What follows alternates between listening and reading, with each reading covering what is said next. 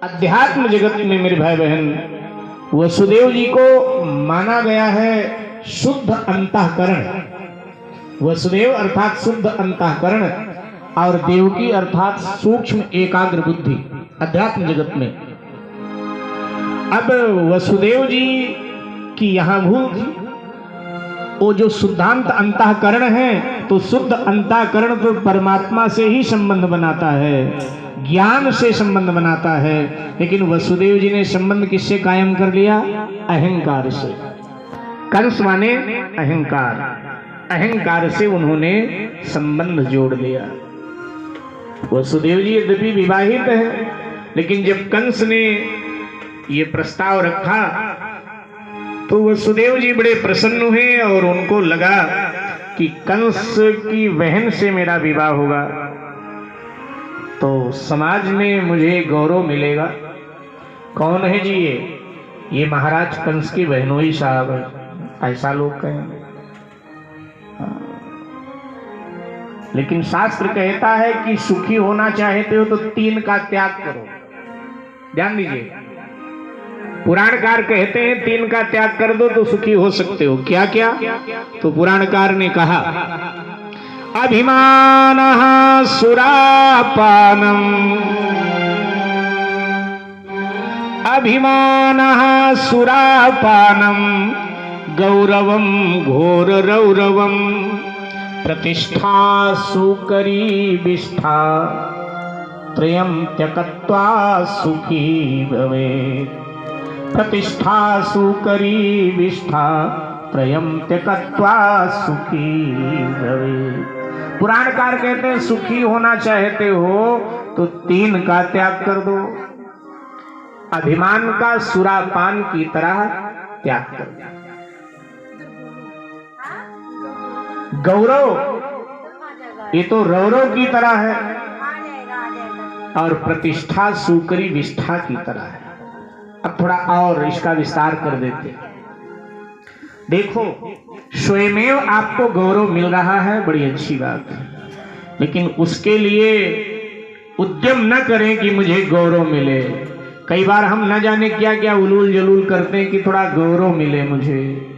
हाँ, आपके कर्म इतने दिव्य हैं, इतने महान हैं कि आपको प्रतिष्ठा मिल रही है स्वतः, ये अच्छी बात है, लेकिन प्रतिष्ठा के लिए भाग दौड़ मत करें। कई बार प्रतिष्ठा के चक्कर में नेताजी के साथ फोटो खिंचवाने के चक्कर में बगल वाले को धक्का दे देते, हड्डी टूट जाती कि भाई नेताजी के साथ मेरी फोटो आ जाएगी, थोड़ी प्रतिष्ठा बढ़ेगी कि नेताजी तक इनकी भी पहुंच है। तो ऐसी प्रतिष्ठा के चक्कर में नहीं पड़ना चाहिए, ऐसी प्रतिष्ठा का त्याग करना चाहिए। इसलिए पुराणकार ने कहा अभिमानः सुरापानम, गौरवम घोर रौरवम, प्रतिष्ठा सुकरी विष्ठा, त्रयं त्यक्त्वा सुखी भवेत्। इन तीनों का जो त्याग कर देता है, पुराणकार कहते हैं बस वो आनंद का, वो सुख का अनुभव करता है। वसुदेव जी को लगा मेरा गौरव बढ़ेगा, इसीलिए शुद्धांत अंतःकरण मुसीबत में फंस गया। इसे भी कारागार में ही जाना पड़ेगा, कारागार में जाना पड़ेगा। विवाह हुआ और भागवत में एक लंबा वर्णन प्राप्त होता है कि कंस ने बहन को क्या क्या दिया, बहुत कुछ दिया।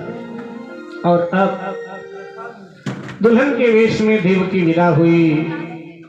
कंस उसको उसके रथ पर बिठाकर उसके घर छोड़ने जा रहा है। वसुदेव देवकी को बिठाकर यदुवंश की परंपरा के अनुसार छोड़ने जा रहा है। जब मध्य रास्ते में रथ पहुंचा तो आकाशवाणी हुई, कंस जिस बहन को इतने भाव से तू छोड़ने जा रहा है उसकी 8वीं संतान तेरा काल होगी। और इतना कहना था कि कंस रथ से नीचे कूद गया, देवकी के केसों को पकड़ करके धरती पर पटक दिया और देवकी के सीने पे पांव रख दिया। न रहेगा बांस न बजेगी बांसुरी, मैं तुझे मिटा देता हूँ। देवकी रोने लगी कि भैया अब तक के इतिहास में किसी भाई ने बहन की हत्या नहीं किया, मेरा क्या कसूर है, मुझे मत मारिए। वसुदेव जी को भी ये ठीक नहीं लगा। वसुदेव जी भी नीचे आए, कंस के कंधे पे हाथ रखा और कहा देखो देवकी का क्या अपराध है। वैसे भी राजन देवकी से आपको कोई खतरा नहीं। अगर खतरा है तो देवकी के संतानों से है ना, आकाशवाणी ने यही तो कहा। तो आप देवकी को मारते हो, देवकी को आप छोड़ दो, आप देवकी के संतानों को मार देना। देवकी के जितनी संतानें होंगी मैं वो संतानें आपको दे दूंगा, आप देवकी के संतानों को मारना, देवकी को छोड़ दीजिए। पुनि वसुदेव कहु कर जोरी, राजन सुनिए विनयक मोरी। श्याम राधे श्याम, श्याम श्याम राधे श्याम, राधे श्याम, श्याम श्याम राधे श्याम।